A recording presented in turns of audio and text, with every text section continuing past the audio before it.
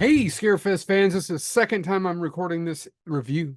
The reason being is because I did the first one and then I came up with an idea and I, by the way, rarely do this, threw it out the door, just threw it away.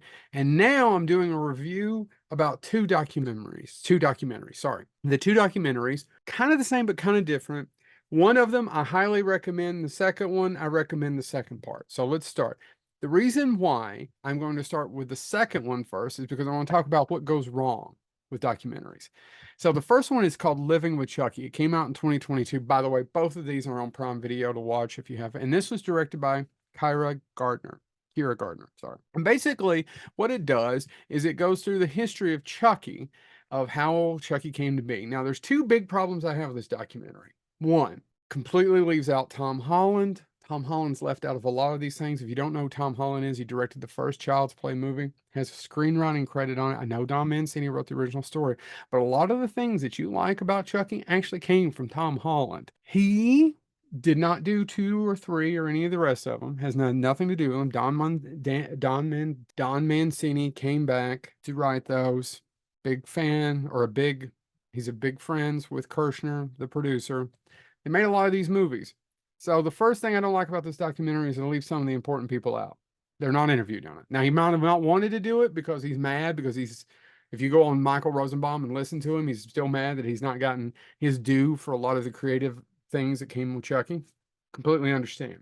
The second part is it stars talking about what happens in the movies. Now let me tell you something. If you're watching a documentary about said movies, you've probably seen those movies. And if not, you should go watch them and then come back and watch the documentary. Documentary should not tell you the plots of the movies. Skip the first third to a half of it. Where it gets interesting is that about 2/3 through the documentary, we find out it's directed by Tony Gardner's daughter. Tony Gardner was the special effects guy from the fourth on, or the fifth on, whatever. Okay. And then it starts talking about how movies affect families, how families are what that part fascinating. Now, the second documentary is about Robert Englund. And I have a great Robert Englund story that I will tell you if you grab me at a convention and buy me a cup of coffee. Robert Englund, fantastic with fans, love him. Really nice to me the couple of times that we've talked, which has been very, very limited. His documentary you should totally watch, and I love it because it's also on Amazon, and it deals with his career from the beginning to end, and he's through it, and they interview a lot of different people that weren't necessarily big stars that were with him at the beginning. Watch that. It's the way I love documentaries, okay? It's what I love. It's like there's history. So I do Bonehead Weekly, and there's a lot of interviews on that. I consider what we do sometimes history. We're historians, right? Oral history, where we're getting people to tell their stories, and it's down for people, geeks like you and I, to later listen to or watch and find out, oh, that's the reason this happened, or that's the reason this came to be.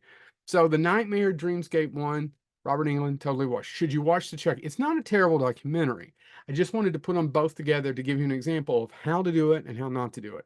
However, the Child's Play, second part, fascinating. Talking about the families, the dynamics, how do you raise kids when you're off in Toronto and the kids are in LA and you got to make a living. Fascinating.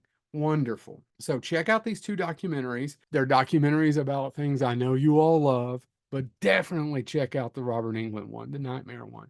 It's so good. It's so good. All right. This has been Joe Lewis, a Bonehead Weekly. Go watch a couple of documentaries and learn a little history about the movies that you love.